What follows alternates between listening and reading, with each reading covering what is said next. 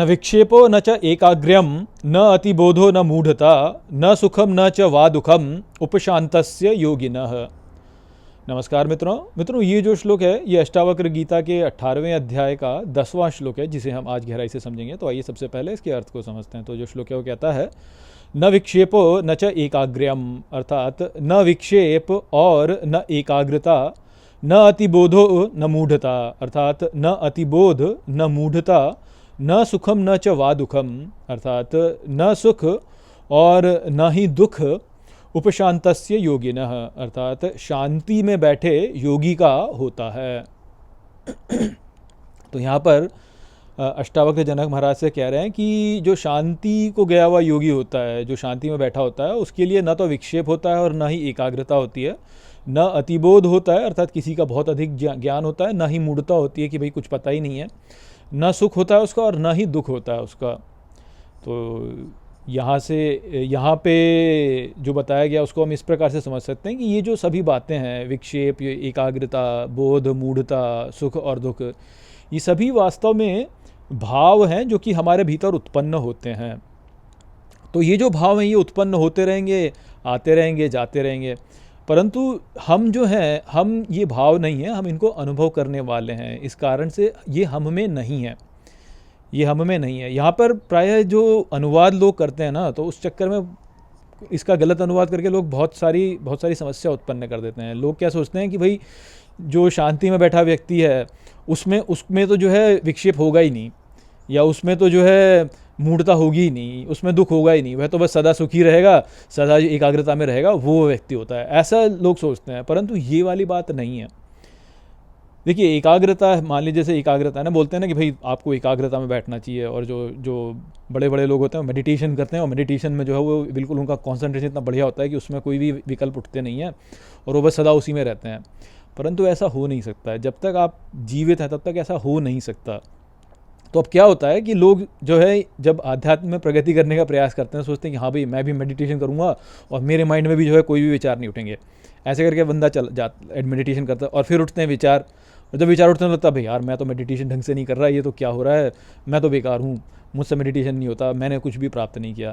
तो इस प्रकार का भाव फिर व्यक्ति में उठता है, और जब इस प्रकार का भाव उठता है तो वो जो एकाग्रता है वो और बेकार होती चली जाती है, और बेकार होती चली जाती है। तो इसलिए जो है इस चक्कर में पड़ने का कोई फ़ायदा नहीं है वास्तव में। तो ये जो लोग बोलते हैं ना कि हाँ भाई हम आपको मेडिटेशन कराएंगे और जो है आपका माइंड एकदम कॉन्सेंट्रेटेड रहेगा, और जी आपको जो है आप में विक्षेप नहीं उत्पन्न होगा, और विक्षेप उत्पन्न होना बेकार है और कॉन्सेंट्रेशन बढ़िया है, और आपको जो है सदा स्माइल करते रहना चाहिए और आपको कभी दुखी नहीं होना चाहिए, और जी आपको तो जी सदा स्माइल करते रहना चाहिए, कभी क्रोध नहीं आना चाहिए आपको और कभी लोभ नहीं आना चाहिए आपको, ऐसा होना चाहिए। तो इस प्रकार की बात लोग करते हैं कई बार, जबकि ऐसा है नहीं। जब आप इस संसार में जी रहे हैं ना, और यदि आपको इस संसार में अपने कुछ करना पड़ रहा है, तो ये सब आएगा, वास्तव में सब होगा।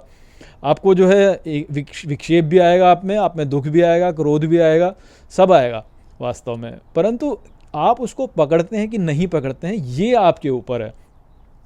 आप उसको पकड़ते हैं कि नहीं पकड़ते हैं, ये आपके ऊपर है। बस वहाँ पे हम कर सकते हैं कुछ। पर हम ये बोलें कि जी हमारे अंदर क्रोध आएगा ही नहीं, तो ऐसा नहीं है।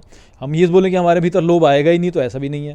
ये सब तो आएंगे, हमारे पास आएंगे, पर ये हम में नहीं है, ये हम में नहीं है। वो वाली बात हमको समझनी है यहाँ पे, कि जो ये बोला जा रहा है कि उसमें नहीं है, वो उसमें नहीं है।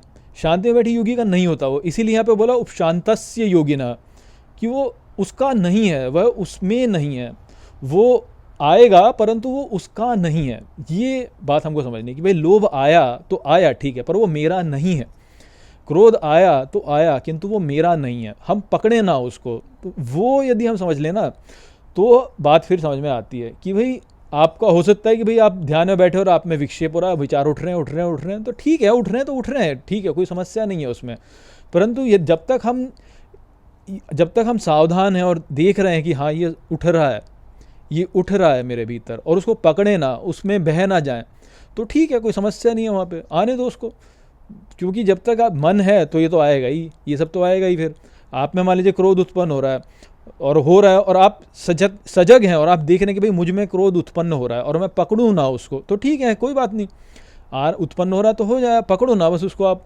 अब इसमें भी क्या होता है कि व्यक्ति की शक्ति पर निर्भर करता है कि किस में कितनी शक्ति है। किसी लोगों में बिल्कुल भी शक्ति नहीं होती कि एकदम देख नहीं पाते और जैसे ही क्रोध का आवेग आया तो पकड़ लिया उसको और क्रोधित हो गए।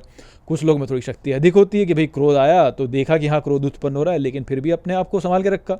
अब वो परिस्थिति पर निर्भर करता है, हो सकता है कि परिस्थिति इतनी अधिक हो जाए कि यार अब नहीं हो सकता तो फिर करना भी पड़ता है लोगों को, क्रोध तो करेंगे भी।